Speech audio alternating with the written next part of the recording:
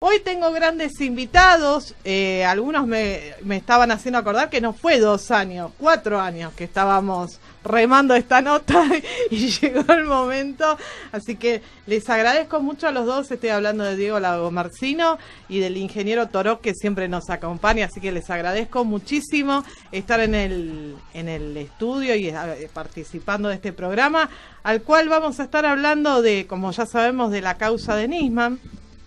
Diego, la verdad que te agradezco muchísimo la participación. Acá es solamente debatir, con muchísimo respeto, no somos nadie para juzgar absolutamente nada, pero sí que nos pongas un poquito al tanto de algunas cosas que por ahí no son, ¿verdad?, del expediente, que tanto se habla en los medios de comunicación y que para nosotros es muy importante para poder saber si esto realmente fue un suicidio o un homicidio y que Nisman tenga justicia, que es lo que...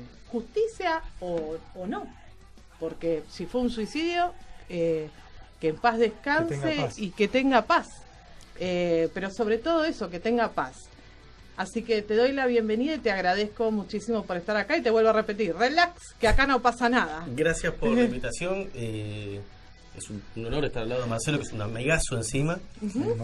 Sí, hay muchas cosas, María, que se dicen que no son y que realmente da mucha bronca, ¿no? Bronca cuando escuchás, como hablábamos un poquito antes de arrancar, que lo diga una persona que no conoce el expediente, es una cosa. Que lo diga una persona que debería conocer el expediente porque es parte de él, es otra. Entonces, esas son las cuestiones que me generan bronca, me generan daño, y generan daño en la sociedad también, porque mentir en realidad, lo que haya pasado con Alberto, a ver, yo tengo una postura muy clara de lo que pasó, vos lo sabés. No nos adelantemos. Pero lo que haya pasado con Alberto dañó mucho la falta de esa justicia que decís vos, o la falta de ese llegar a saber lo que pasó, dañó mucho a la sociedad. Bien, si querés empezamos por cómo lo conociste a Nisman. ¿Y cuál era tu relación con él? Bueno, yo a Alberto lo conozco entre 2006 y 2007 inicialmente, por un problema personal que tenía. Él tenía una computadora que no le prendía y fui a resolverle el problema ese. Y después, bueno, ya en 2007... ¿Vos que tenías una empresa? No, yo siempre fui unipersonal. Unipersonal, bien. Y resolvía problemas puntuales. Viene alguien, me pide tiene un problema, se lo resuelvo. Técnico informática. Como técnico de informática, bien. Tal cual. Bien. Entonces, después, bueno, empecé a trabajar en la Fiscalía ya, digamos, contratado por la Fiscalía. En realidad, por el Ministerio Público. Bien, entonces era una relación puramente laboral. 100%. Lo que pasa es que, con algunas diferencias con el resto.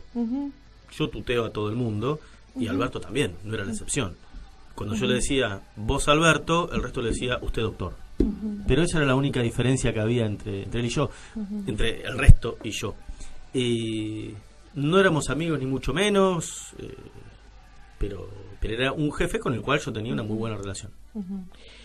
Y en la relación que tenían, en el trato cotidiano que tenían, ¿él te manifestaba de alguna preocupación, de algún problema que tuviera en base a alguna causa que estaba llevando adelante? No, él tenía una sola causa. Tenía la causa del atentado a la AMIA y eso era lo que él investigaba. La única preocupación fue después de la denuncia, después de presentar la denuncia, que fue lo que me dijo de las hijas y es el motivo de este problema que tengo. ¿Tenía troyanos, tenía virus en la computadora, cosas así? Pueden hablar los dos, ¿eh? No. Hay un mito que lamentablemente hay un mito que lamentablemente lo pone la querella. Cuando yo soy designado, conozco en ese momento a la fiscal Fein, a la cual han denostado injustamente, porque además de ser un excelente profesional, es una persona muy correcta, muy íntegra. El día que la conozco, me dice, bueno, vio Torok, tenemos esta causa, vamos a hacer las pericias en Policía Federal. ¿Usted conoce al perito de la otra parte? Le digo, mire, es un caballero, es una persona con quien nos conocemos de hace muchísimos años, siempre cada uno obviamente defendiendo su posición, pero con mucho afecto, con mucho aprecio.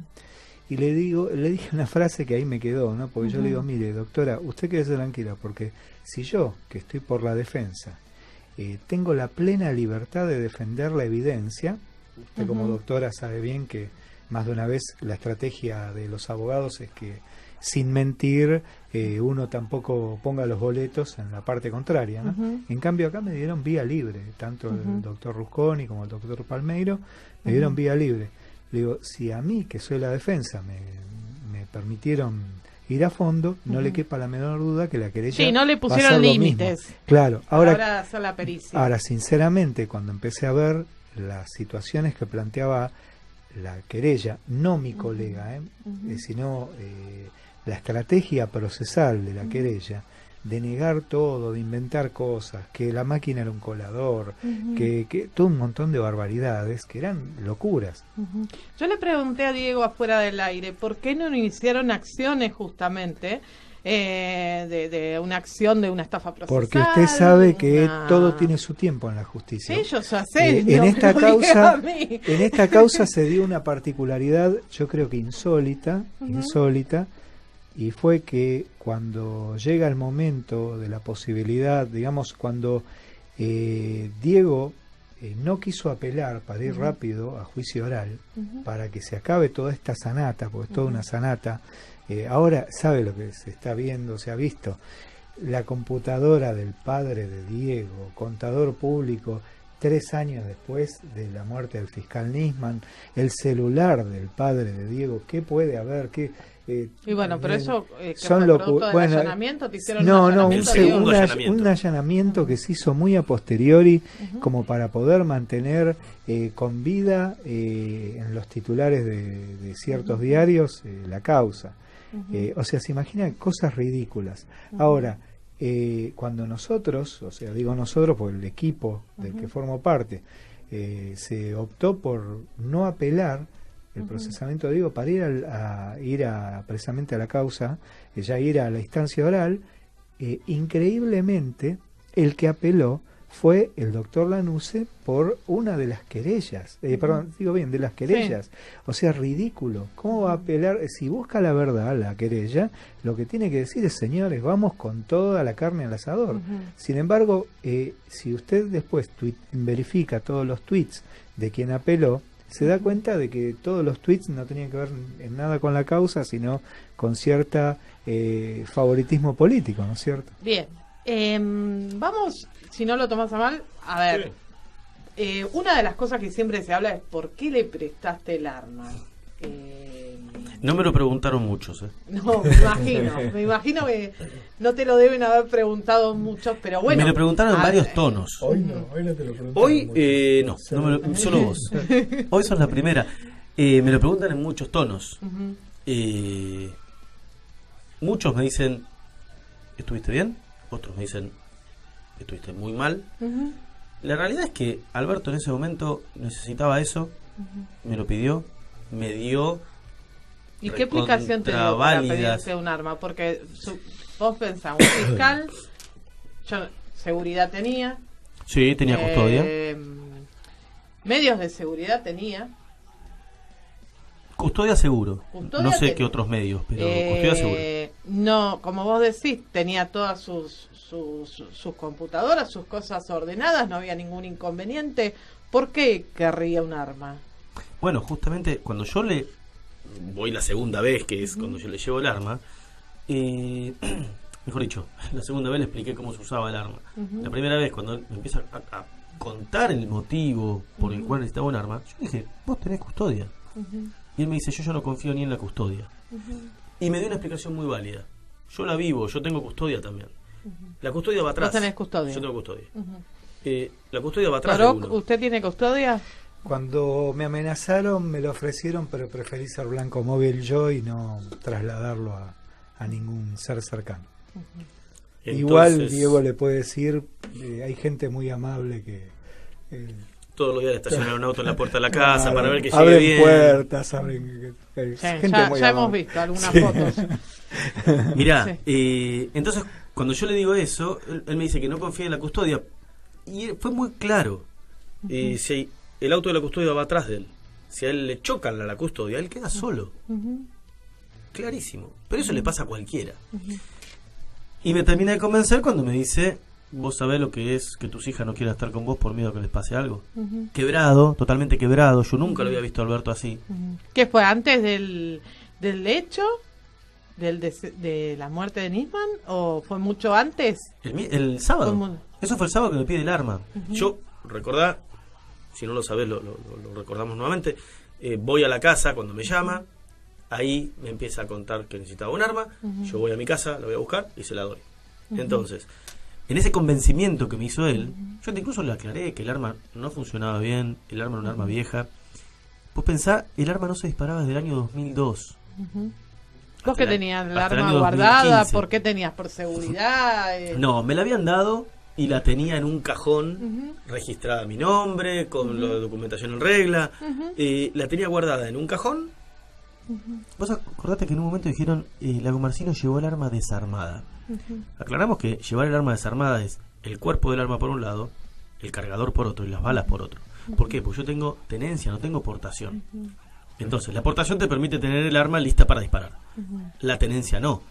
Entonces en el traslado, que era lo que estaba haciendo yo, no la podía llevar armada. Y de hecho en mi casa la tenía desarmada porque tengo hijos. Entonces estaba tirada en un cajón. Si yo te mostrara a vos el cajón donde estaba, la gente que hizo el allanamiento vio el cajón ese.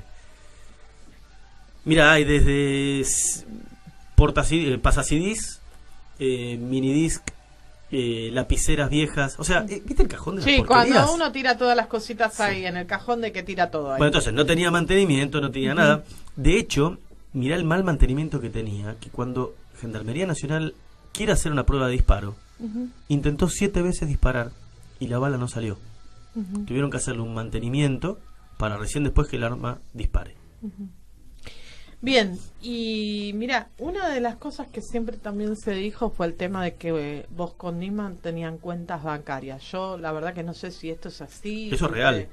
¿Compartían cuentas bancarias o esto es así? Eso es así, de hecho, bueno, la cuenta era de él, el dinero era de él. Yo estaba junto a la madre y la hermana como titulares, pero el que administraba la cuenta era él, de hecho él era apoderado. Ahora mirá qué sorpresa se llevó la querella cuando Arroyo Salgado comentó el tema de... Te vas que ella habló de la cuenta y después nosotros salimos a decirlo del 50% del sueldo, qué sé yo. En ese momento nosotros presentamos toda la documentación que teníamos de la cuenta, en donde Alberto firma como apoderado. Ahí la querella se dio cuenta que en realidad el dueño del dinero era Alberto Nisman. Pero entonces y claramente era Alberto Nisman, porque yo no tengo... En esa cuenta habría, por lo que dicen, pues yo no tengo acceso, $600.000. Si yo tuviera $600.000, Toroc, podés pagar un asado. Podría comprar un asado, al menos un asado. La verdad que sí. Esto es un reclamo. Y, a ver, entonces había más allá de la relación laboral, había una relación de amistad. No era una relación de amistad. La relación de amistad yo tengo con Marcelo. Y seguramente Marcelo no me meta en una cuenta, porque sabe los riesgos que tiene. Por supuesto. Alberto Nisman me usó para poner cosas a nombre de él, en esa cuestión. Ahora, ¿sabemos si hay otras cuentas? No. Al menos a nombre mío no.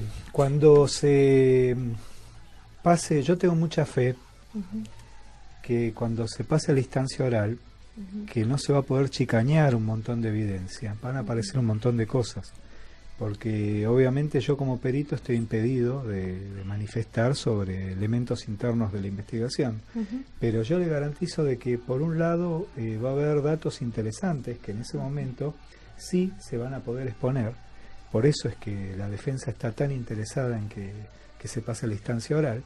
Y por el otro lado hay una cuestión que es la que resolvería toda esta toda esta situación de poner en duda si se mató o no se mató, y es los grandes esfuerzos que hacen por no acceder a la cuenta de correo de Nisman, la cual, así como yo descubrí que la navegación del domingo a la mañana fue real, después la corroboramos en 3 instancias en Policía Federal, en Policía de la Ciudad, que en aquel tiempo era la Metropolitana, y en Gendarmería. Es más, en Gendarmería, respecto al teléfono, se llegó hasta que a las 11 y pico de la noche él contestaba mensajes con, ¿cómo se llamaba ese señor? Leandro Santos. Con Leandro Santos, señor...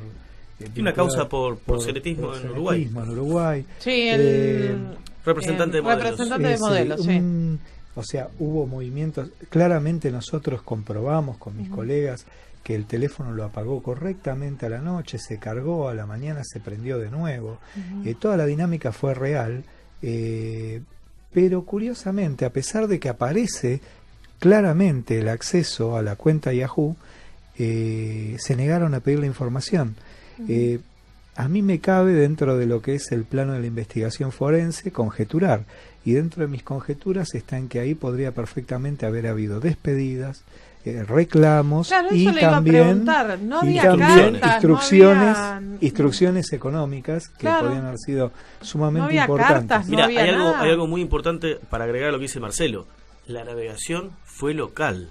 No es que alguien se metió remoto fue y totalmente generó local. esa navegación para hacer una simulación. Y bien probada, y muy bien probada. Y mire que ese era el argumento, que estaban desesperados por voltear la parte contraria, y mis colegas de la contraria tuvieron que firmar a la par conmigo de que no había colador, que la navegación fue local, que existió toda esa navegación. Es más, hasta hubo, obviamente ni Clarín ni La Nación se prestaron a abrir los registros de logs de sus servidores, pero por ejemplo, Página 12 no sabía, cuando se le requirió la información, no sabía la dirección IP de Nisman, ni la hora con minuto y segundo en la cual Nisman había interactuado con ellos.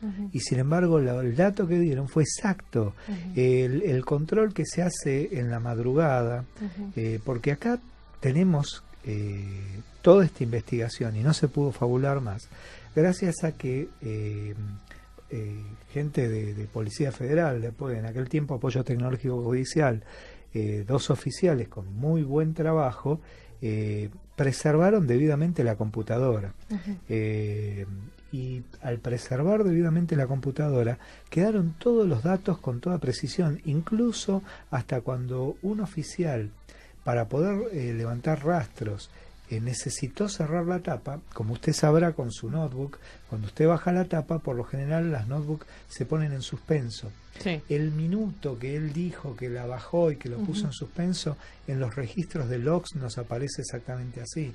En un momento que sacan foto de la pantalla, fortuitamente aparece la mano de la fiscal Fein. Y en la mano de la fiscal Fein, con un reloj de estos de señora, como se usaba hace un tiempo atrás, esos más o menos grandes, se ve que coinciden los horarios, y no fue voluntario, se fue una cosa que surgió.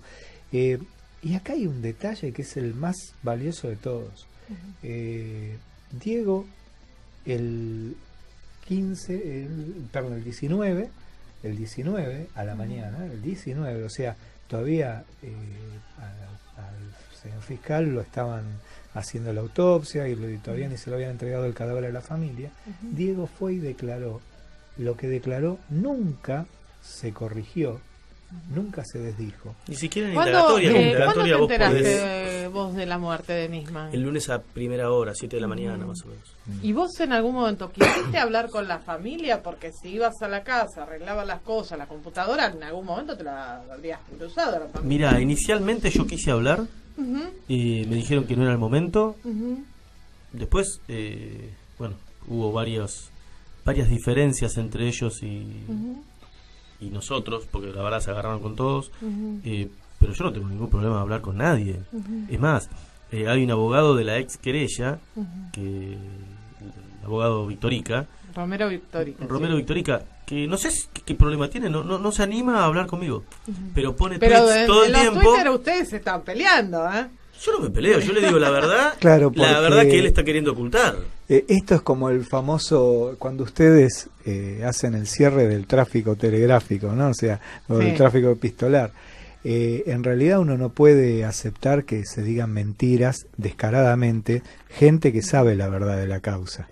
Bueno, yo creo que Romero Victorica el problema que tiene es que no sabe de la causa. Sí, entonces por eso dice no es parte, ahora ya no es más parte. Claro, yo no sé por qué le contesto, pero porque como soy de contestar... claro, pues ya no tendrías que contestar porque ya no es más parte. Es alguien que no está más en la causa. Ahora, lo que pasa es que él dice, yo hice procesar a Lagomarsino. Sí. Gracias a las mentiras que él dice, sumado a las mentiras que dijo Gendarmería, que después las podemos discutir, que ya va. Estoy procesado. Acá hay una realidad, Mariela. La realidad es que el cuerpo médico forense, con el cadáver... Pero estás procesado. ¿Por qué causa estás procesado? Bueno, yo teóricamente soy parte de un plan para matar a Nisman. O sea, yo soy partícipe necesario. Yo le entregué el arma a no sabemos quién, no sabemos cuándo, no sabemos de qué forma.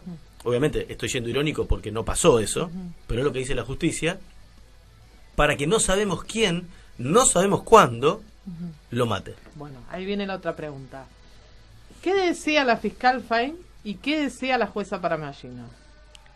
¿Cómo que decía? Claro. ¿La fiscal avaló lo que esto de tu imputación o dijo que no, pero la fiscal Fein no tiene nada que ver en esta instancia. La fiscal Fein, incluso en toda la instancia de Palmagini y la fiscal Fein, la infracción de Diego era una infracción a la ley de armas. Claro. Por eso le pregunté por qué. Exactamente. Claro. Es más, hay una cuestión, doctora, que es la siguiente. El cuerpo médico forense con el cadáver en el momento determina el autodisparo, ¿no es cierto? Que él mismo se dispara.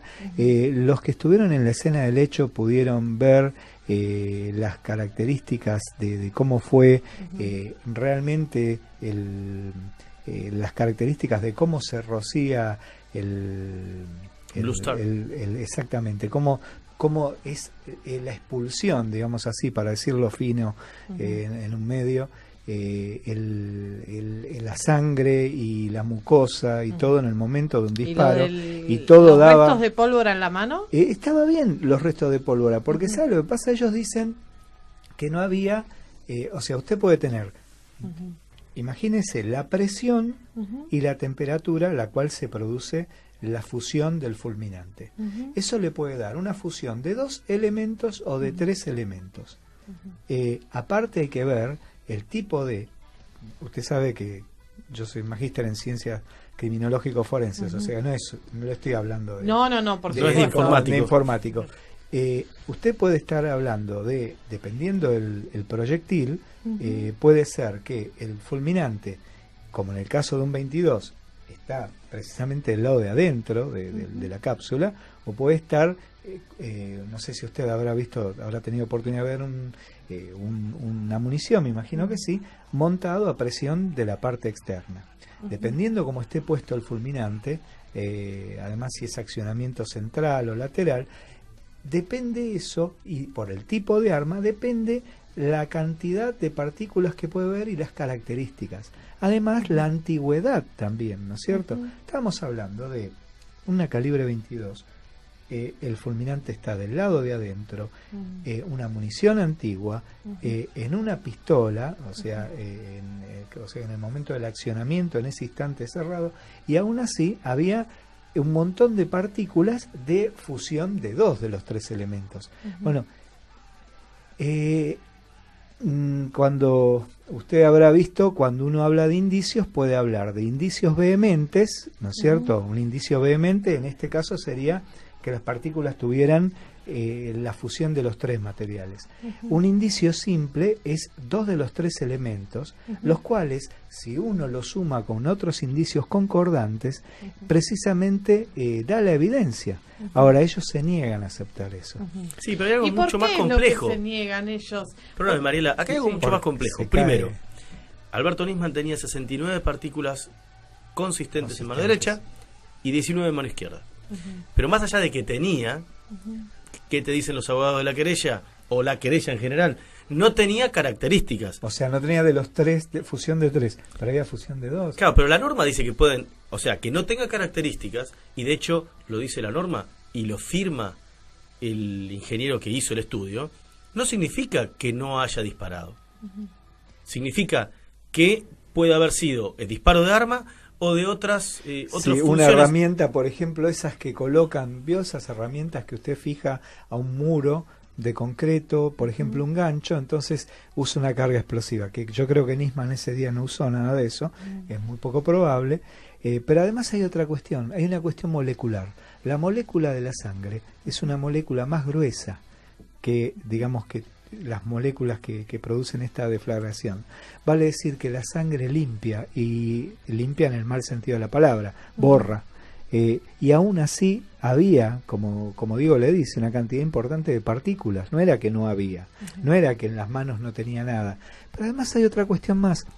Si usted tiene el cuerpo médico forense, 3.000 autopsias al año, ¿no es cierto?, que le dice que fue un suicidio, y por el otro lado, en Gendarmería, sin el cadáver, 2 años después, con errores gravísimos, como por ejemplo decir que había ketamina, cuando la ketamina, para que solamente puede durar 1 año a menos 20 grados. A menos 10, creo. A menos 20 bueno, dura igual estaba año, más igual estaba más 4 grados. Y cuando hicimos la observación dejaron de hablar de la ketamina, o sea, de que estaba drogado, y dijeron, bueno, estarían contaminados los vasos. Bueno, o sea, Marce, algo muy importante. En mi acto de procesamiento no hablan de la ketamina. ¿Y por qué? O sea, el juez se dio cuenta que era la una Gendarmería, demasiado grande. Entre todas las burradas que puso, eso era la reina de las burradas. Claro. Ahora, observe un detalle, perdóneme. Sí. Observe un detalle. Si usted tiene algo que difiere tanto, lo lógico es que reúna a los peritos de ambas diligencias y le diga sencillamente esto: usted dígame por qué opina tal cosa, y usted dígame por qué opina tal otra. Es que eso es lo que a mí me parece. En cambio, inclusive se hizo había dirigida. Grandes Mira, Mariela, acá se hizo dirigida. Bueno, te voy a contar una historia que lo de los Marce, no peritos sé si que la me llamó la conoce. atención, lo de Salcedo, Raffo, en su momento la actuación, que me parece que para vos no fue muy buena. No, a ver, vos pensás que Raffo era de los mejores. Sí. O sea, Mariano Castex y Raffo eran los mejores. Son los mejores. Bueno, Raffo lamentablemente ya no. Pero porque murió, ¿no es cierto? Hay gente que no lo sabe. Sí. Pero vos fíjate que Raffo no encuentra los golpes que dice Gendarmería, la rotura de tabique, el golpe en la boca, el golpe en el hígado, bueno, un doblez que dicen que tuvo en el dedo gordo de la mano derecha. Raffo, ¿que era tonto? No. Raffo no sabía. Es más, Raffo sabía muy bien. Raffo, pero tampoco podía dibujarla tanto. Y Raffo hizo un buen laburo para lo que tenía que hacer. Para el fin que necesitaba hacer, ¿no? Sí, hay una cuestión, ¿no? Yo les voy a hacer una pregunta. ¿Por qué a uno les convendría decir que es un homicidio? No, nosotros lo que nos conviene es la verdad. No. Estoy hablando de la querella. A ver, es una causa muy complicada porque hay gente que dice una cosa y otros que dicen otra cosa. Espere, ya vamos, Toro. Y encima con cosas completamente opuestas, porque con pericias completamente opuestas, entonces, realmente, si fue un suicidio, lo lamento muchísimo, pero también hay que saberlo. Y si fue un homicidio, también. Entonces, como decía Diego antes del aire, unifiquemos todas las pericias, pongan todos peritos, hagan lo que quieran, pero unifiquemos. Y después hay actos desprolijos, por ejemplo. Había una querella que se fue y me parece que con algo tan difícil y una causa tan complicada hay que seguirla hasta el final. Bien. Diego, vos me contabas de todas las cosas que hicieron en el expediente mal y todas las cosas que inventaron. ¿Por qué no accionaste? Y usted me dice, hay tiempos procesales, que también lo entiendo. Sí. Pero también Diego tiene que defenderse. Porque... Bueno, nosotros nos defendemos a través de los peritos también. Después habrá cuestiones legales que cada uno se va a tener que hacer cargo de lo que hizo. Claro, eso es yo lo te hago que una pregunta, Mariela, y le pregunto a la gente que está escuchando también.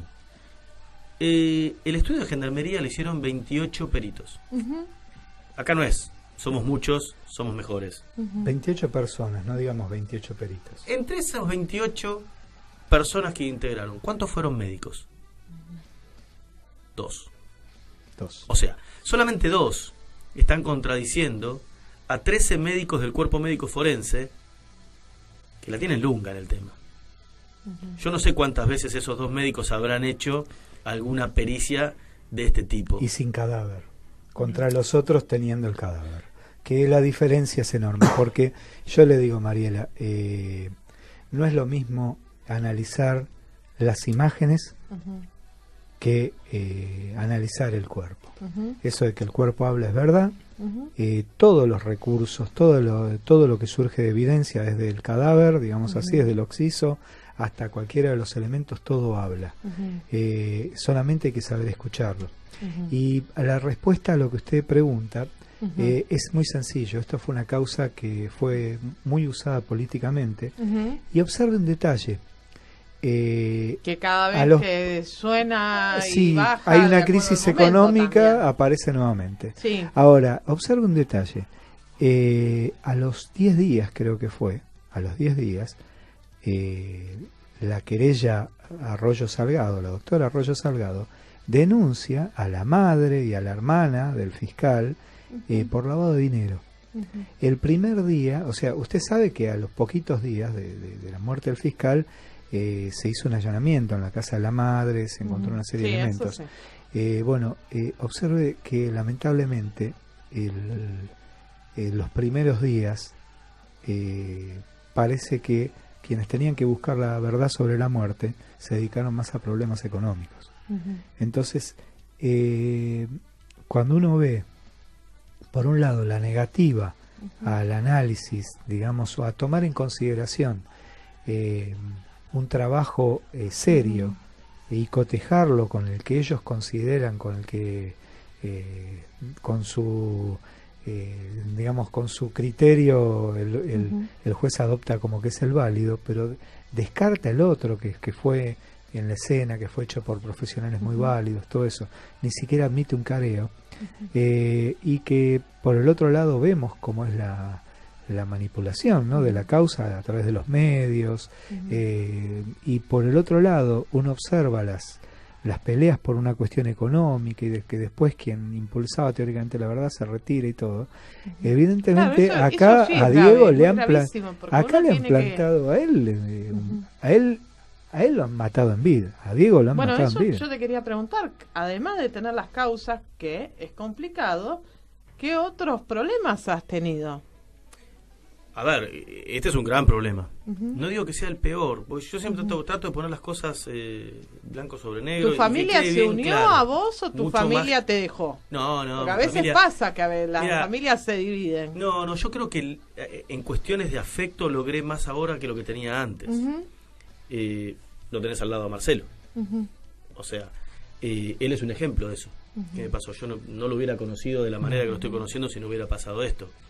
Entiendo también que hay gente que tiene muchísimos más problemas que lo que tengo yo, familiares enfermos, hijos que tuvieron problemas. Realmente hay que ser digno en la vida y saber qué cosa es grave y qué cosa es menos grave. Pero tomando lo que me pasó a mí, es una guachada cuando en realidad la base de la acusación es falsa. Entonces, siendo inocente, lo peor que te puede pasar es que te acusen de algo que no sos.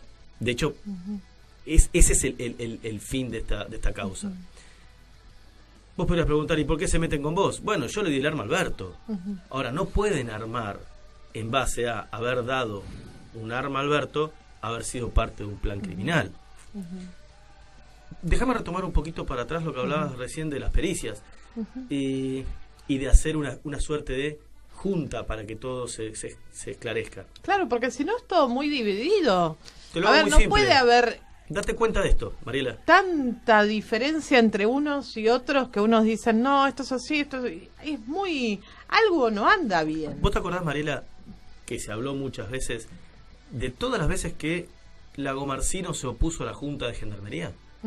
Se habló muchísimo. Infobae sacó un titular, las 7 veces que Lagomarsino se opuso a la Junta. En realidad, lo que nosotros pedíamos era que también participen Cuerpo Médico Forense y Policía Federal. Finalmente, desde el juzgado le dijeron a Gendarmería, si ustedes lo creen necesario, llamen a los peritos ya participantes.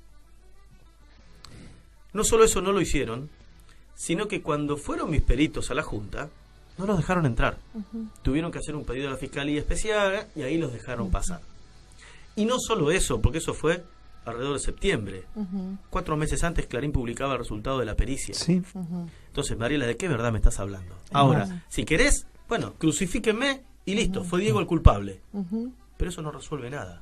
Eso lo único que resuelve es matar a una persona, porque sí, condenarla, acusarla o lo que sea. No, yo creo que las cosas siempre soy una convencida y más con el motivo de esta nota no es justamente eso, al contrario, es saber qué pasó,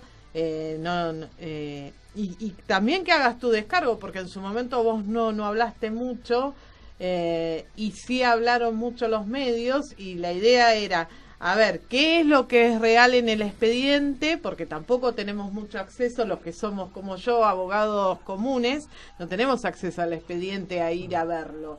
Y decir, bueno, esto es real, esto no es real. Me parece muy importante también tu testimonio. Muchas veces, bueno, la doctora Arroyo Salgado tampoco habla mucho en los medios, o por lo menos los elige a dónde va a hablar. Y bueno, va a un medio donde no le pregunten.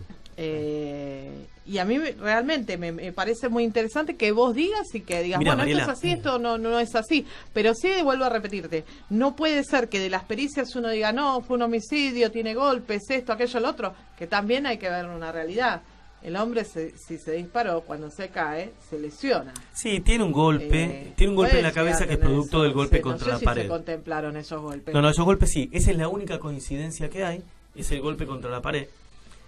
Pero vos fíjate esto, hasta septiembre de 2017, la querella tenía, entre comillas, ¿no? Por palabras de ellos, científicamente probado que la muerte de Alberto se debió a un asesinato, en realidad fue un autodisparo, lo que ellos dijeron también, un autodisparo asistido. Es decir, Alberto Nisman arrodillado, tenía el arma él en la mano se la agarra un asesino cerca de la muñeca, y Alberto es el que dispara. Eso, las manchas de sangre no dejan que haya pasado otra cosa. Entonces, ¿qué hacen después? Eso es lo que ellos decían. Eso es lo que ellos dijeron en un primer momento. Que no aceptamos. A pesar de que después dijeron que no tenía el resto de fulminante. Pero si el que disparó fue el propio Alberto. Me lo estás diciendo vos. ¿Por qué me decís que no tiene el resto de fulminante? Es anecdótico que tenga o no tenga, porque vos estás aceptando esa posición. Ahora, ¿qué ocurre después? Con Gendarmería hay 2 personas, Alberto no tiene el arma en la mano, tiene las 2 manos para abajo, tiene golpes, tiene ketamina. Vos me podés decir, bueno, los peritos de la querella sobre los estudios toxicológicos no pudieron hacer mucho. Bueno, pero sobre los golpes sí. Entonces, cuando me dicen un cambio, o hacen un cambio tan rotundo de situación, ahí te das cuenta que es una cuestión, necesito que lo hayan matado. Lo que llama la atención, Diego, y es que vos viste la escena donde estaban todas las fotocopias ordenadas en la mesa del living, en la mesa con el expediente, o sea, él iba a seguir una rutina. No sé qué era eso. La lo copia que de había él, comido, la lista que le hizo a la señora que limpiaba. No, esa lista se le hizo la mucama a él. Y fue al revés, eso lo dijo la nata. Bueno, y el documento estaba... Porque nosotros escuchamos lo que nos dicen los medios. Bueno, también te van a decir que se rompió, por decirlo de alguna manera, la escena. Pero el propio Daniel Salcedo, que era el perito criminalista de la querella, hoy trabaja para la inteligencia, dijo que eso no pasó, que no se modificaron los patrones semáticos con la entrada de la fiscal. Entonces, cuando todos hablan y dicen rompieron la escena, yo pregunto en base a qué lo dicen. Sí. Bueno, porque el propio perito de la querella, vos recién lo mencionaste, la nata mostró cómo... La nata hizo un collage sobre elementos que, mire, yo le digo una cosa, cuando usted ingresa en una escena del hecho, por ejemplo, un bañito de 2x2, como en el baño de Nisman, y tiene un arma que está montada, o sea, con una bala en la recámara y el martillo hacia atrás, y el arma llena de sangre, en primer lugar, yo cuando explico a mis alumnos respecto a escena del hecho, yo siempre digo que en ese momento hay que dejar exclusivamente al perito balístico para que desmonte. Hay una situación dentro de lo que es el análisis forense que está considerado dentro de lo que es la cadena de custodia, que está aceptado internacionalmente, que se lo denomina la alícuota. La alícuota es algo que inevitablemente se pierde en el momento, en el afán del análisis forense.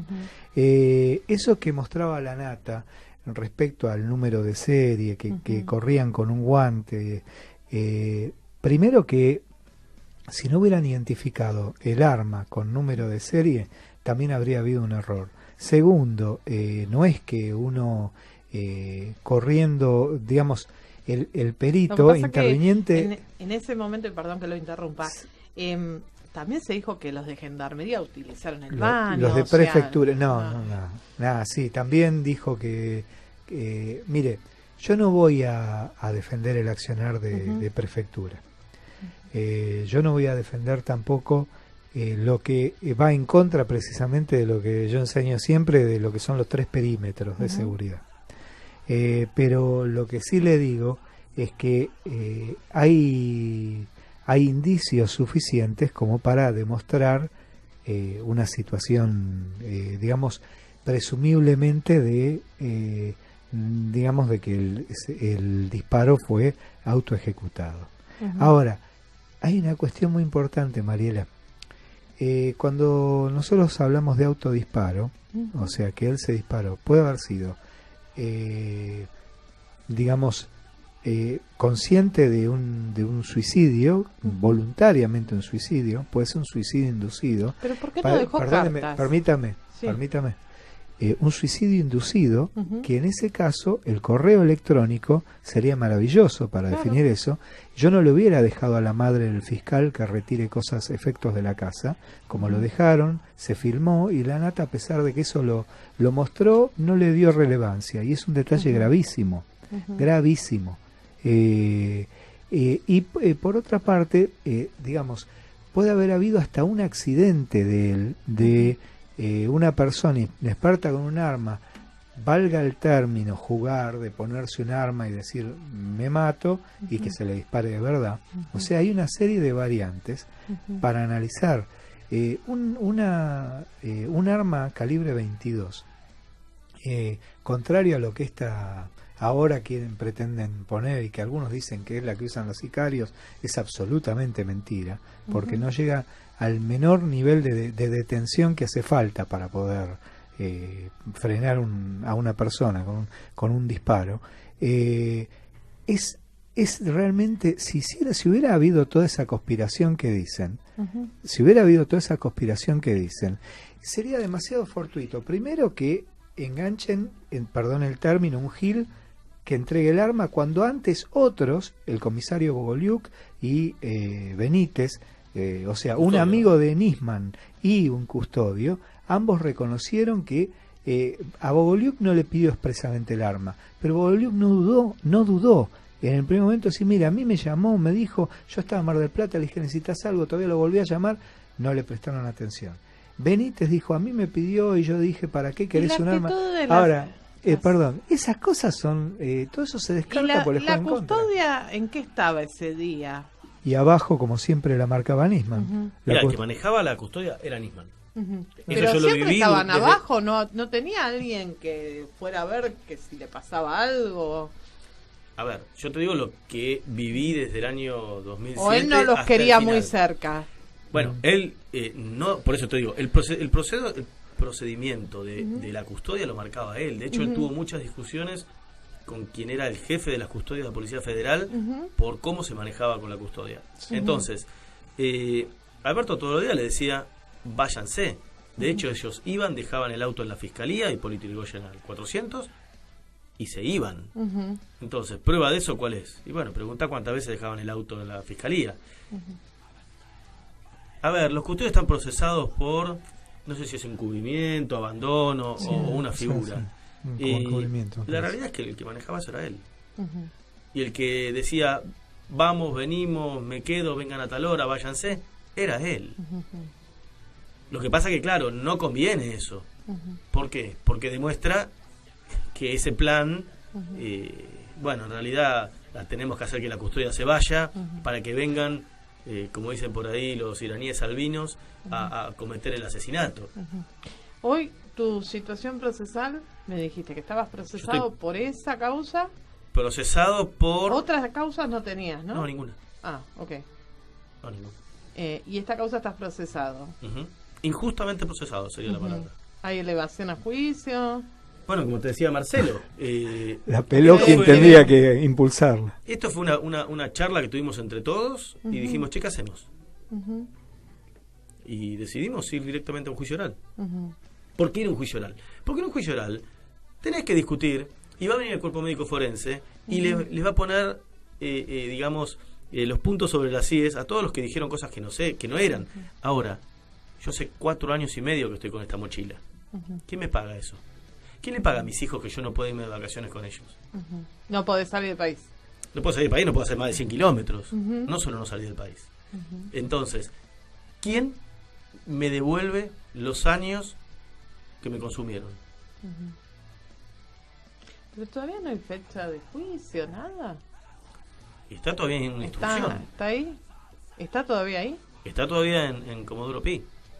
Yo creo que de acá a un tiempo, como varias veces lo hablamos con Marcelo, se van a dar cuenta que es una locura lo que dijeron, que yo no soy partícipe necesario de nadie, que lo que pasó lamentablemente, le guste o no le guste a la gente, fue un autodisparo. Después veremos si lo indujeron, si fue por motos propios, si fue un accidente. ¿Considerás que la jueza, la primera que agarró el expediente para Mallino y Fein, estuvieron a la altura de las circunstancias? Porque también, guarda, acá también hubo ciertos errores y yo no sé si estuvieron a la altura de las circunstancias. ¿Vos considerás ¿Cuáles serían esos errores?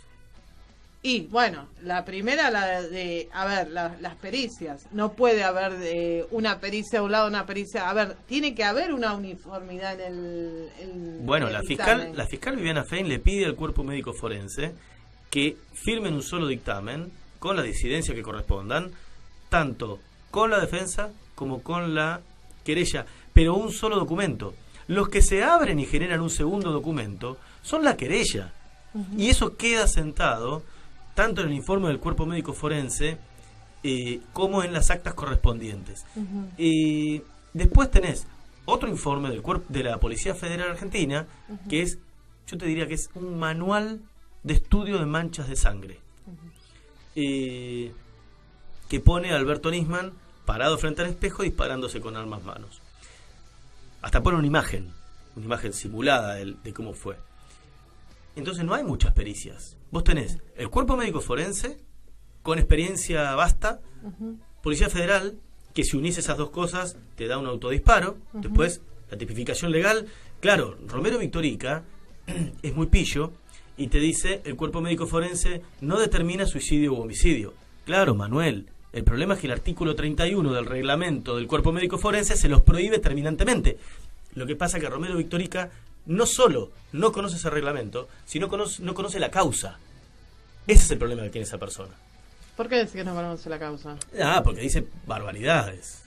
Dice barbaridades como, por ejemplo, mira esto, Mariela, él dice que, se lo dijo a ¿cómo se llama? A Eduardo Feynman en un programa. ¿Quién guarda el papelito del peaje? En referencia a que yo lo que digo es, tengo la prueba de que en el peaje está mi vehículo pasando. Pero yo tengo telepeaje. Eso está en el expediente. Entonces no hay papelito del peaje. La más grave de todas, y es la más grave.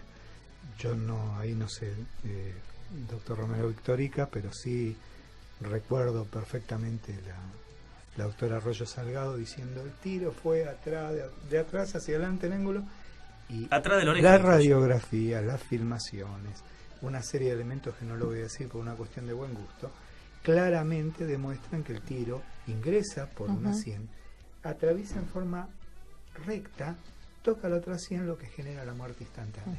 O sea, pero aparte de eso, se vio con el cadáver, y estaba en el cadáver, en ningún lado se observa un disparo en ángulo, como ella decía. ¿Por qué el cambio de la posición del disparo?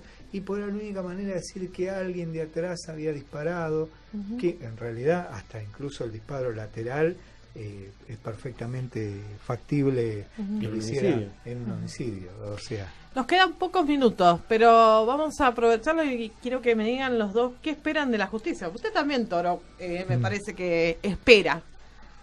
Sí, yo lo que espero es que, como en las charlas que damos juntos, siempre digo, la pericia es un acto científico. No es un acto ni mediático, como ahora lo quisieron inducir, ni es una cuestión especulativa. Como precisamente como profesional, que además me dedico a formar otros profesionales, quiero que hagamos una pericia científica, que en esa pericia precisamente lo que hagamos sea exclusivamente la búsqueda de la verdad, y la búsqueda de la verdad como corresponde, debidamente corroborada, tomando todos los elementos, ponderando todos los elementos, que es lo que no se ha hecho hasta ahora, sin ninguna visión parcial, en la cual yo me incluyo. O sea, yo, así como le dije el primer día a la doctora Fein, que la única instrucción que tenía era la búsqueda de la verdad, quisiera que hagamos una pericia buscando la verdad. Incluso, ¿sabe qué? Yo no sé sinceramente, veo que siempre decimos, bueno, halló la paz la persona cuando se conoce la verdad.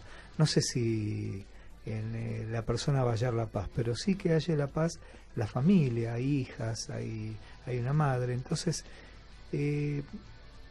como dice Serrat, ¿no? Nunca es triste la verdad, lo que no tiene es remedio. Que al menos sepan que si se suicidó, bueno, se suicidó. Es una de las posibilidades que había, y conocerlo les va a dar, espero yo, que les dé paz.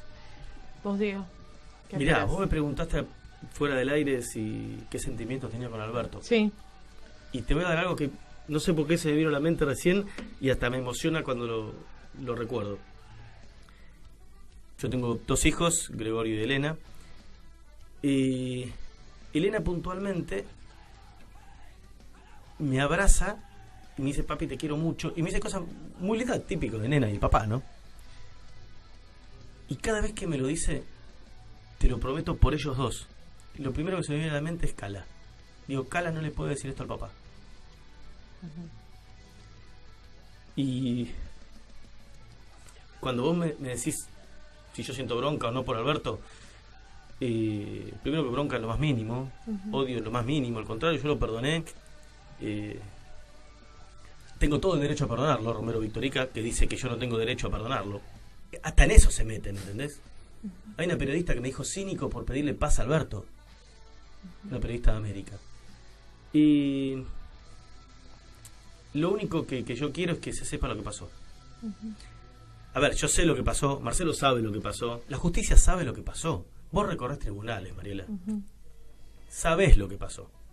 La gente lo dice, lo saben, y hasta los periodistas mismos lo dicen. Y lo que pasa es que no a todos les gusta la verdad.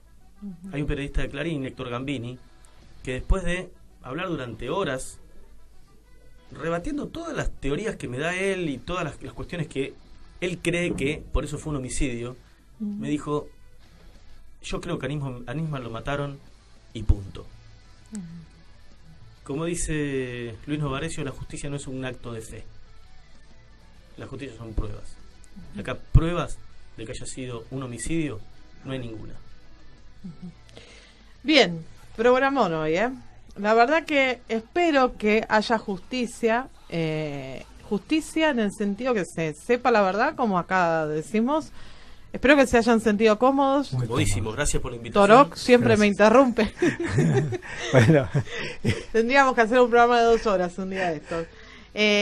Muchísimas gracias por haber participado. Espero que se hayan sentido cómodos. La idea, como te dije al comienzo del programa, no es juzgar, no es emitir ningún tipo de acusación, ni mucho menos, simplemente saber la verdad, ver qué es verdad, qué es mentira del expediente, que se sepa la verdad, lo vuelvo a repetir, y que haya paz para Nisman, y que la justicia, no solamente con este caso, sino con todos los casos, realmente sea justicia. Así que te agradezco muchísimo tu participación. Al contrario, quedo expectante si lográs que, ya que estamos hablando de Romero Victorica, lo invites y yo estoy cuando me digas. Bueno, es una promesa. No es una promesa, es una recontra promesa. Es un compromiso. Es un compromiso, así que Pero te aviso que no va a querer, porque los que mienten no quieren debatir. Esa es la realidad. Vamos a ver. Si lo lográs, pago el asado que me pidió Marcelo. Mirá que el asado, con eso no se jode. Mirá, los que están ahí también quieren venir. Sí, están invitados ustedes también. Bueno, muchísimas gracias. Nos reencontramos el martes que viene. Que tengan una hermosa semana. Muchas gracias.